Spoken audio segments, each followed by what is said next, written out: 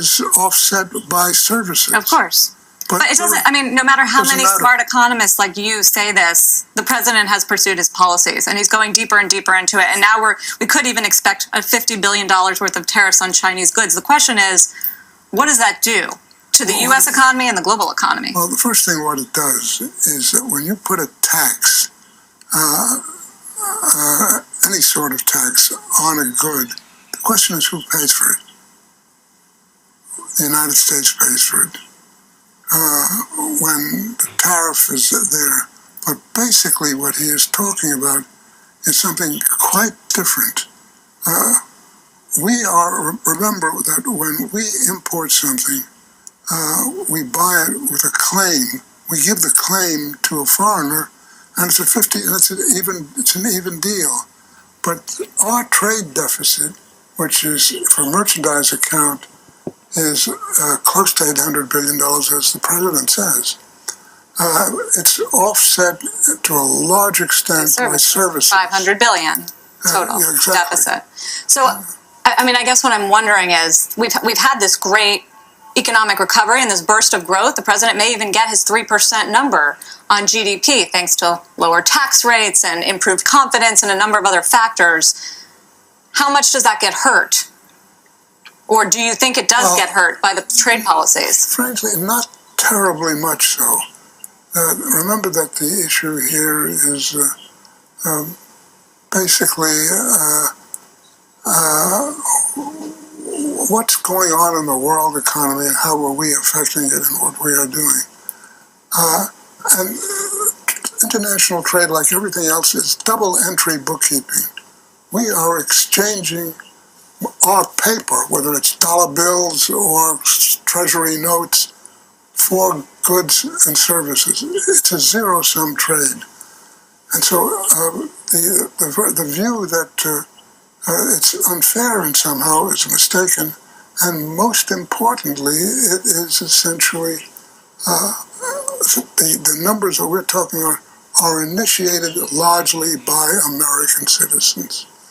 This is not a rip-off by foreigners. There's nothing. The president's got the sign reversed. In any event, I know you wanted to make that point clear and come out and say it. Overall, though, how does the U.S. economy look to you? 3.8% I think that's lower than it got in the 90s during your tenure as chairman of the Fed. Look, the fact is, I mean, I happen to approve of some of the policies which this current administration is doing. I think the extraordinary cut in the marginal corporate tax rate was a very important thing. I mean, I never thought I would see it in my lifetime. But they pulled it off, and it's working, it's having an effect. The major problem that we're going to be running into is that the economy is picking up, but it is beginning to pressure long-term interest rates. And as long-term interest rates begin to move up, that causes, obviously, sales of equity, because a critical factor in the determination of basically equity values is the long-term rate. And I look at it in the reverse, in a sense. I look at the earnings-price ratio, and you can get a set of items which are additive, which is the real interest rate, equity premium, inflation expectations, and a few other minor things. But the major things that are driving this price level is essentially low rates. The long-term rate, which. So you don't buy this idea. Paul Tudor Jones, legendary macro investor, was on Squawk Box yesterday, and he was talking about third and fourth quarter sharply higher interest rates, but also rising stock prices. Well, that is conceivable to me. But what I don't think is going to be happening over time is a GDP that stays close to 3%. And the reason, essentially, is something which I've been discussing for years, namely that entitlements are crowding out gross domestic savings. Gross domestic savings coupled with monies borrowed from abroad, which is essentially what we've just been talking about, finances gross domestic investment. gross domestic investment adjusted for a few things like degree of education of the workforce, that gives you productivity. Productivity is the key to economic outlook. Instead of talking about, is it a 3% or 3.5% or 2.5%, once you have the productivity number projected, and remember, our productivity growth rate, which used to be 2% a year and more, is under 1%. Low, very low. So when do you see growth slowing in the U.S.? Growth slowing, see? Yeah. It's slowing now. I think it was slowing coming off. Most forecasts that I've seen, which I find credible, show while we are at currently close to the 3% annual rate, it's not going to stay there. Atlanta Fed has this quarter going above 4.5% growth. I don't believe that. What about inflation? Is that becoming a problem, or is what we're seeing healthy? Well, the real issue is that we're moving from a long, prolonged period of stagnation into a period of what back in the 1980s we called stagflation, which is a combination of inflation picking up and the growth not being super hot. The euphoria from that gives it the aura of something that's fairly impressive. But when you get beyond that, I mean, look at all of the various underlying demographic data. It is very difficult to go much above 2.5%. And most of the forecasts by global forecasters have the United States down at 2.25. And even that presupposes that our demographics are going to stop deteriorating. Yeah, I mean, you're not painting a pretty long-term picture. I guess we're just all wondering, within the current business cycle, how much do we have left of a recovery? Well, stagflation was something which was theoretically not capable of happening until it was recognized in the 1980s.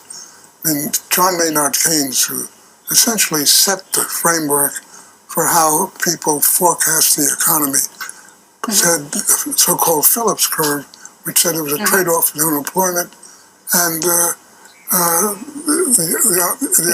unemployment and inflation.